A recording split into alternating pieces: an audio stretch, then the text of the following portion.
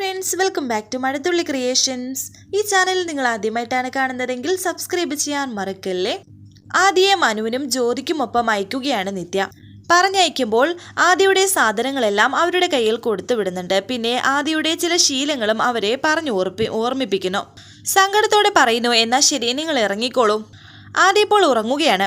ഉറങ്ങുന്നത് കൊണ്ട് മാത്രമാണ് ബഹളം വെക്കാതെ അവരോടൊപ്പം പോകുന്നത്. അങ്ങനെ ആദിയെ അവർ കൊണ്ടുപോകുന്നു. പോകുന്ന നിമിഷം കരയുകയാണ് നിത്യ. ജ്യോതിയും മനുവും അവിടെ ഇറങ്ങിയതിനു ശേഷം തിരിഞ്ഞു നോക്കുന്നുണ്ട്. എന്നിട്ട് അവര് പോകുന്നു. അവര് പോയതിനു ശേഷം കരഞ്ഞുകൊണ്ട് നിത്യ പറയുന്നു, ഇതൊരു ഭാഗ്യമല്ലേ അമ്മേ, അവന്റെ കരച്ചിൽ നിർത്താനെങ്കിലും ഞാനിപ്പോൾ ഉപകാരമാകുന്നുണ്ടല്ലോ. കരഞ്ഞുകൊണ്ട് നിത്യ മുറിയിലേക്ക് ഓടി. സുജാതയോട് നിത്യയുടെ അരികിലേക്ക് ചെല്ലാൻ രഘു പറയുമ്പോൾ സുജാത പറയുന്നുണ്ട്, ചെല്ലാം, ഇനി അവൾ ഉറങ്ങില്ല, എത്ര നേരം കഴിഞ്ഞാലും ഉറങ്ങില്ല. മനുവും മനുവിന്റെ വീട്ടുകാരും നമുക്കൊപ്പം ജീവിച്ചിരിക്കുകയാണെങ്കിൽ അവർക്ക് പിരിയേണ്ടി വരില്ലായിരുന്നു എന്നിപ്പോൾ ചിന്തിച്ചു പോവുകയാണ് എന്ന് രഘു പറയുമ്പോൾ സുജാത പറയുന്നു, അങ്ങനെയൊന്നും വേണ്ട രഘു ഏട്ടാ, മുറിഞ്ഞത് മുറിഞ്ഞു, കഴിഞ്ഞത് കഴിഞ്ഞു. നിത്യയാണെങ്കിൽ പൊട്ടി കരഞ്ഞുകൊണ്ടിരിക്കുന്നു. പിന്നീട് കാണിക്കുന്നത് മനുവിന്റെ അച്ഛനും അമ്മയും അവരെ കാത്തിരിക്കുകയാണ്.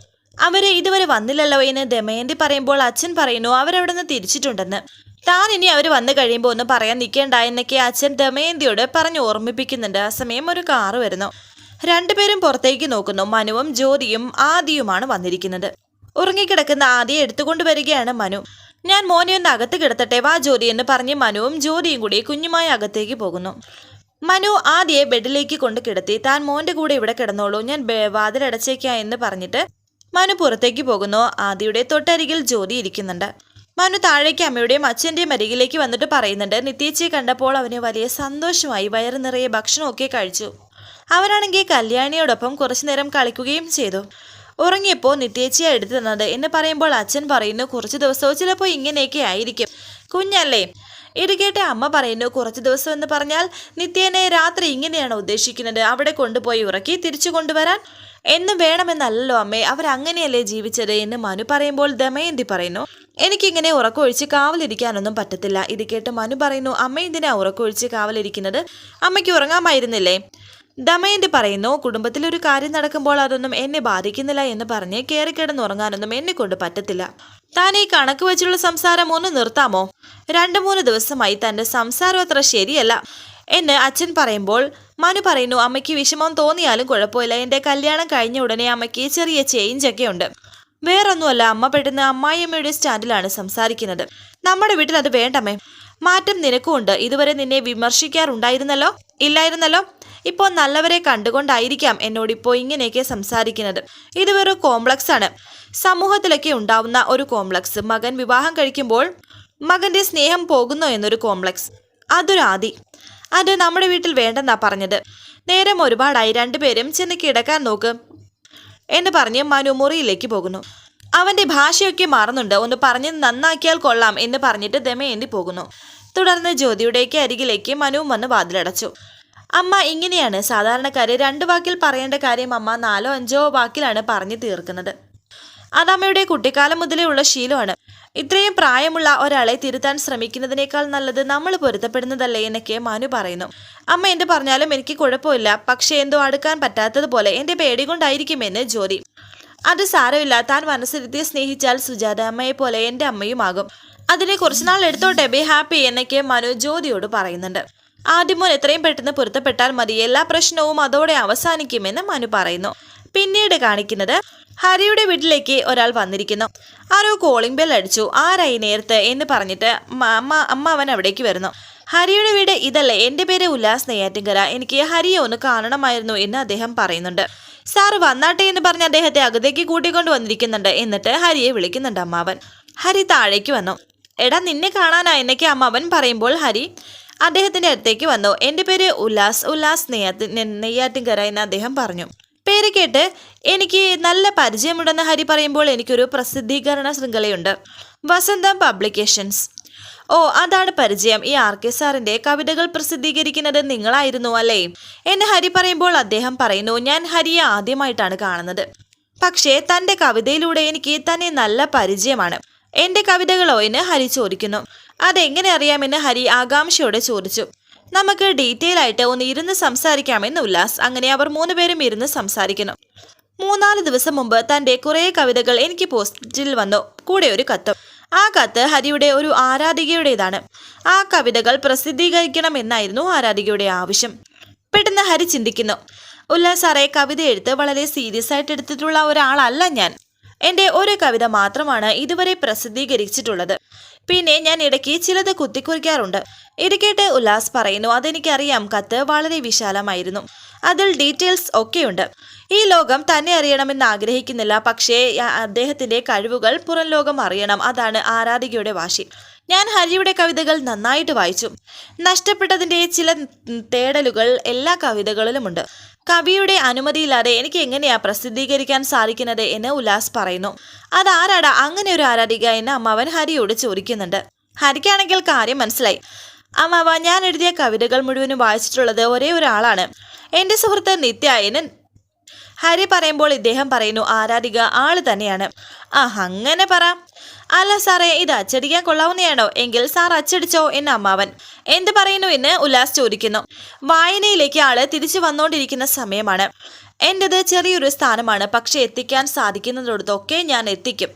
അതാണ് എൻ്റെ വാക്കെന്ന് ഉല്ലാസ് പറയുന്നു. ഹരി ഓക്കെ ആണെങ്കിൽ ഹരിയുടെ ആരാധികയുടെ ആവശ്യം നമുക്ക് സാധിച്ചാലോ എന്ന് അദ്ദേഹം പറയുമ്പോൾ ഹരി പറയുന്നു, വരട്ടെ, എനിക്ക് ഒരാളോട് ചോദിക്കാനുണ്ട്. അമ്മാവൻ ചോദിക്കുന്നു, എന്നോടാണോ? എനിക്ക് ഓക്കെയാണ്. ഹരി പറയുന്നു, അമ്മാവനോടല്ല എന്ന്. എന്നിട്ട് ഹരി അങ്ങോട്ടേക്ക് പോകുന്നു. ഈ പറയുന്ന ആളെ എനിക്ക് അറിയാവുന്നതാണ്, നമ്മുടെ വീട്ടിലെ താഴെ താമസിക്കുന്നതാണ് എന്ന് അമ്മാവൻ അദ്ദേഹത്തോട് പറയുന്നു. ഓ, അത് ശരി. ഇത് കേട്ട അമ്മാവൻ പറയുന്നു, ഞാൻ പറഞ്ഞു എന്നൊന്നും പറയണ്ട, രണ്ടുപേരും തമ്മിൽ നല്ല അടുപ്പത്തിലാണ്.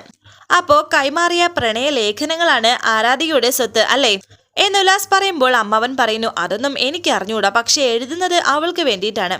ഹരി അവിടെ ആ വീടിന്റെ മുകൾ ഭാഗത്ത് നിന്ന് നിത്യ നിത്യ എന്ന് പറഞ്ഞ് വിളിക്കുന്നുണ്ട്. ഒന്നിങ്ങോട്ട് വരാമോ എന്ന് ചോദിക്കുന്നു. എന്നിട്ട് ഹരി അകത്തേക്ക് പോകുന്നു. അകത്ത് ആ കാർപോർച്ചിന്റെ അരികിൽ അങ്ങനെ നിൽക്കുകയാണ്. നിത്യയും അവിടേക്ക് വന്നു. വീട്ടിൽ ഒരാൾ വന്നിരിപ്പുണ്ട്. പേര് ഉല്ലാസ് നെയ്യാറ്റിൻകര. കേട്ടപ്പോൾ തന്നെ നിത്യ വല്ലാത്തൊരു സന്തോഷത്തോടെ നിൽക്കുന്നുണ്ട്. അയാൾ വന്നിരിക്കുന്നത് എൻ്റെ കുറച്ച് കവിതകൾ പ്രസിദ്ധീകരിച്ചോട്ടെ എന്ന് ചോദിക്കാനായിട്ടാണ്. അയാൾക്ക് എൻ്റെ ഒരു ആരാധിക അയച്ചു കൊടുത്തു എന്നാണ് പറഞ്ഞത്. അതെന്താ എന്നോട് പോലും ചോദിക്കാതെ അങ്ങനെ ഒരു കാര്യം ചെയ്തത് എന്ന് ഹരി പറയുമ്പോൾ ഒരു പുഞ്ചിരിയോടെയാണ് ആദ്യം നിത്യ നിൽക്കുന്നത്. എന്നിട്ട് പറയുന്നു, അത് എൻ്റെ ജീവിതത്തിൽ വലിയൊരു ആഗ്രഹമായിരുന്നു. ചെയ്തു പോയത് തെറ്റാണെങ്കിൽ അങ്ങ് ക്ഷമിച്ചേക്ക്. ഹരി പറയുന്നു, അയാൾ പറഞ്ഞപ്പോൾ ഞാൻ ആകെ ഞെട്ടിപ്പോയി. നിത്യ പറയുന്നു, അന്ന് പോകാൻ തീരുമാനിച്ചതല്ല ഞാൻ, അതിനിടയിൽ ഇത് ബാക്കിയാകണ്ട എന്ന് കരുതി. ആ കവിതകൾക്ക് അതിനുള്ള ശക്തിയുണ്ട്, അതുകൊണ്ടാണ് ഞാനൊന്ന് ട്രൈ ചെയ്തത് എന്ന് നിത്യ പറയുന്നു. എന്നെ കബളിപ്പിച്ച് കൂടെ കൊണ്ടുപോകാൻ ഒരാൾ കാത്തിരിക്കുകയായിരുന്നല്ലോ. അപ്പോൾ കരുതി എവിടെയെങ്കിലും ചെന്നിരിക്കുമ്പോൾ ഈ പുസ്തകം പ്രസിദ്ധീകരിക്കണം, അതിൻ്റെ പേരിൽ അത് ആദരിക്കപ്പെട്ട ആളുടെ പേര് കേൾക്കണം എന്നൊക്കെ. ആരാധകർക്ക് അങ്ങനെ ചില അവകാശങ്ങളൊക്കെ ഉണ്ടല്ലോ. ഇത് കേട്ട് ഹരി പറയുന്നു, അതിന് വേറെ ആരുമില്ലല്ലോ ആരാധികമാരായിട്ട്. അയാളോട് എന്താ മറുപടി പറഞ്ഞത് എന്ന് നിത്യ ചോദിക്കുന്നുണ്ട്. എനിക്കൊന്ന് ആലോചിക്കാനുണ്ടെന്ന് പറഞ്ഞു എന്ന് ഹരി. ആലോചിച്ചിട്ട് കണക്ക് പറയാനുണ്ടാവും, എന്നോട് ഒന്ന് അകന്നതല്ലേ. മുറിവേപ്പിക്കുന്ന വാക്കുകൾ പറഞ്ഞിട്ടും അതിൻ്റെ കണക്കുകൾ മനസ്സിലുണ്ടാകുമല്ലോ. ഹരി പറയുന്നു, എൻ്റെ കുറേ അക്ഷരങ്ങൾ എടുത്ത് കൂട്ടി വയ്ക്കുക, എന്നിട്ട് അതിന് കവിത എന്ന് പറയുക, അതിനെ സ്നേഹിക്കുക, അതിനെക്കുറിച്ച് നല്ല വാക്കുകൾ പറയുക, അതിന് പ്രസിദ്ധീകരണത്തിന് അയച്ചു കൊടുക്കുക. അതിനൊക്കെ ഞാൻ ഒരല്പം ഭാഗ്യം ചെയ്തവനാണെന്ന് കൂട്ടിയാൽ മതി. ഉല്ലാസ് പോയിട്ടില്ല, അയാൾ എൻ്റെ ഒരു മറുപടിക്കായി കാത്തിരിക്കുകയാണ് എന്ന് ഹരി പറയുമ്പോൾ നിത്യ ചോദിക്കുന്നു, സമ്മതിച്ചൂടെ? എനിക്ക് വേണ്ടി അല്ല, കവിതയെ സ്നേഹിക്കുന്ന ഒരാൾക്ക് വേണ്ടി. ഹരി പറയുന്നു, കവിതകൾ സ്നേഹിക്കുന്നവരോട് എനിക്ക് പ്രത്യേകിച്ചൊന്നും പറയാനില്ല. എന്നെ സ്നേഹിക്കുന്നവരുണ്ടെങ്കിൽ അത് എനിക്ക് വേദനിപ്പിക്കാനും സാധിക്കില്ല എന്ന് നിത്യയുടെ മുഖത്ത് നോക്കി ഇങ്ങനെ ഒരു വല്ലാത്ത സന്തോഷത്തോടെ തന്നെ പറയുന്നു. ഞാൻ അവരോട് സമ്മതം പറയാൻ പോവുകയാണ്. ഇത് കേട്ട് വലിയ സന്തോഷത്തോടെ നിത്യ ഹരിയോട് ഒരു താങ്ക്സ് പറയുന്നു. എന്നിട്ട് സന്തോഷത്തോടെ പോകാൻ തുടങ്ങുമ്പോൾ ഹരി പിറകിൽ നിന്നും അതെ എന്ന് പറഞ്ഞ് വിളിച്ചു. കവി അറിയപ്പെടും, പക്ഷെ ആരാധികയോ? ഇത് കേട്ട് നിത്യ പറയുന്നു, അറിയപ്പെടേണ്ട, ആരാധന വല്ലാത്തൊരു സുഖമാണ്, അത് തന്നെ ധാരാളം എന്ന് പറഞ്ഞ് ചിരിച്ചുകൊണ്ട് നിത്യ അവിടെ നിന്ന് പോകുമ്പോൾ പിന്നെയും ഹരി വിളിക്കുന്നു, അതെ. ഉല്ലാസ് എന്നോട് ചോദിക്കുകയാണ് നിത്യ ആരാണെന്ന്. ഞാൻ എന്താ പറയേണ്ടത് എന്ന് ചോദിക്കുന്നു. ഒരു നിമിഷം ഇങ്ങനെ നോക്കി നിന്ന ഒരു പുഞ്ചിരിയോടെ നിത്യ പറയുന്നു, ആരാധികയെന്ന്. ഇത് കേട്ട് വളരെ സന്തോഷത്തോടെ ഹരിയും നിൽക്കുന്നു. അത് പറഞ്ഞ് സന്തോഷത്തോടെ അവിടെ നിന്നും ഓടിപ്പോവുകയാണ് നിത്യ. പിന്നീട് കാണിക്കുന്നത് ജീവനെ കാണാൻ ജയിലിൽ എത്തിയിരിക്കുകയാണ് വീണ. എന്തായി കാര്യം, ജാമ്യത്തിന്റെ കാര്യം എന്തായി എന്നൊക്കെ ഇങ്ങനെ ജീവൻ ചോദിക്കുമ്പോൾ വീണ പറയുന്നു, അറേഞ്ച് ചെയ്തിട്ടുണ്ട്. അഡ്വക്കേറ്റ് രാമമൂർത്തി പ്രസിദ്ധനാണ്. ജീവൻ പറഞ്ഞ 2 പേരെയും പോയി കണ്ടു. ഒരാൾ പണം തന്നു, മറ്റൊരാൾ നെക്സ്റ്റ് വീക്കിൽ തരാമെന്ന് പറഞ്ഞു. ഇത് കേട്ട് ജീവൻ പറയുന്നു, വീണ എന്നെ ശിക്ഷിക്കുകയോ ശിക്ഷിക്കാതിരിക്കുകയോ ചെയ്യട്ടെ, എനിക്ക് ജാമ്യം കിട്ടണം. 1-2 ദിവസമായാലും കുഴപ്പമില്ല. അതിനുള്ളിൽ ചെയ്യാനുള്ളതൊക്കെ ഞാൻ ചെയ്തിരിക്കും. കൊല്ലാനുണ്ടെങ്കിൽ കൊന്നിരിക്കും. അങ്ങനെ ജീവൻ വളരെ ദേഷ്യത്തോടെ ആ ഒരു ഭാവത്തിൽ, ഒരു ഭ്രാന്തമായ ഭാവത്തിൽ അങ്ങനെ നിൽക്കുന്നുണ്ട്. വരാനിരിക്കുന്ന പുതുപുത്തൻ എപ്പിസോഡുമായി വീണ്ടും കാണാം. Thank you for watching. Please subscribe, like, share my channel.